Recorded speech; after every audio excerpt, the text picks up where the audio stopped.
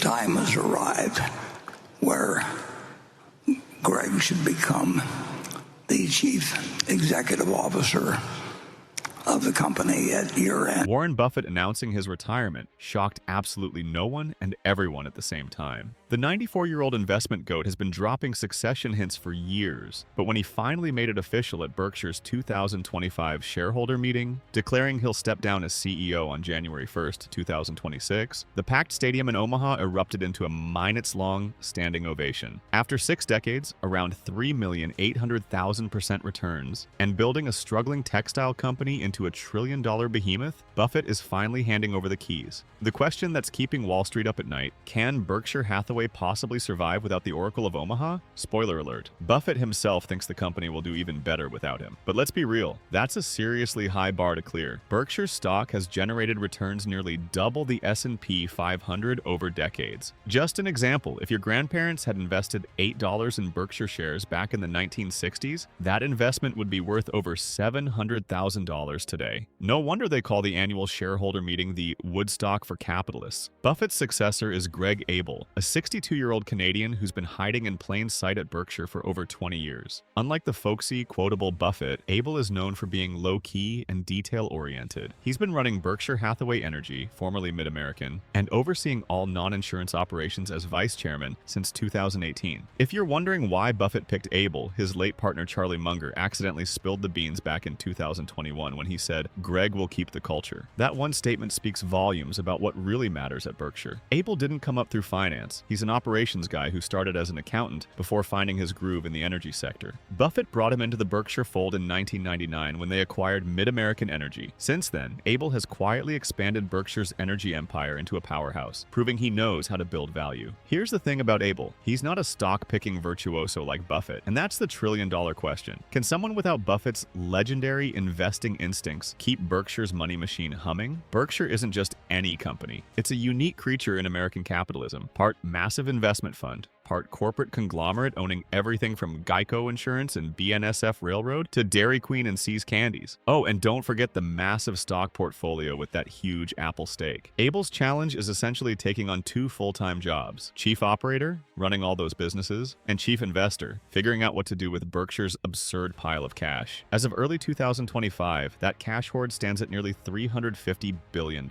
Yes, billion with a B. That's more than the GDP of most countries. Looking at Abel's track record, he's got the operational side locked down. The guy took Berkshire's energy business from a regional player to a massive utility empire. But investing Buffett style is a different beast altogether. There's no algorithm for Buffett's uncanny ability to spot value where others don't. That said, Buffett has been putting training wheels on the transition for years. He's already delegated chunks of the investment portfolio to managers Todd Combs and Ted Weschler, who will likely continue handling stock picks. Abel has also been sitting in on investment decisions, getting the Buffett masterclass in capital allocation. And in a key vote of confidence, Buffett announced he's not selling a single share of his Berkshire stock. His exact words were, "I have no intention, zero, of selling 1 share of Berkshire Hathaway." It's not just sentiment. Buffett genuinely believes Berkshire will perform better under Abel than under himself. Buffett isn't disappearing completely. He'll stay on as executive chairman, essentially moving from the driver's seat to the passenger seat. He'll be there to provide guidance on big decisions while Abel handles day-to-day operations. And Buffett's son, Howard, is expected to eventually become non-executive chairman, specifically to safeguard Berkshire's unique culture. Speaking of culture, that may be Berkshire's most valuable asset that doesn't appear on any balance sheet. Buffett built a company that operates unlike any other major corporation. Extreme decentralization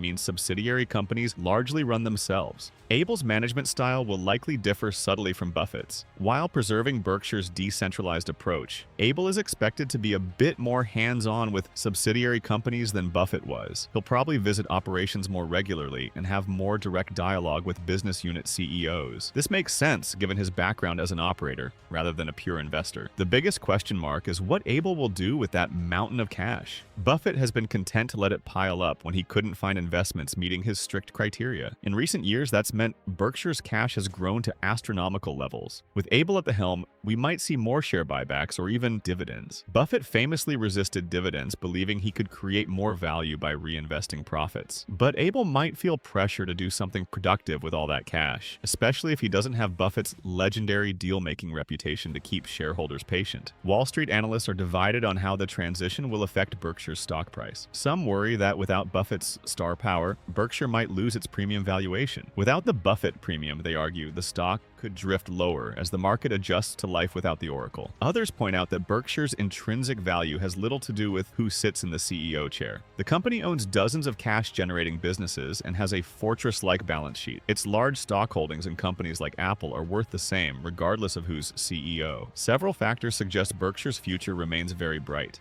First, its culture and values are deeply embedded. Integrity, thrift, and long-term thinking aren't going anywhere. As Munger emphasized, Greg will keep the culture. Second, Berkshire has an exceptional team beyond just Buffett. Abel and Ajit Jain, who runs the insurance operations, have effectively been managing huge parts of Berkshire for years. They know these businesses inside out. Third, Berkshire's diversified portfolio provides incredible durability. People will still need car insurance and freight rail service in any economy. These subsidiaries generate billions in cash flow annually, regardless of who's CEO. Fourth, that massive financial firepower gives Abel flexibility that most CEOs can only dream of. With hundreds of billions in cash and minimal debt, Berkshire can seize opportunities during market downturns when others are paralyzed. Finally, Berkshire's reputation as a buyer of choice should persist. Many business owners sell to Berkshire at lower prices than competitors offer, simply because they trust Berkshire to preserve their company's legacy and treat employees well. That goodwill doesn't disappear overnight. Of course, there are legitimate concerns about the transition. Abel lacks Buffett's celebrity status, which sometimes helped Berkshire secure sweetheart deals. Some business owners might be less inclined to sell to Berkshire without the cachet of joining Buffett's collection. And let's be honest, no one can match Buffett's investment track record or his folksy, grandfatherly appeal that makes complex finance seem approachable.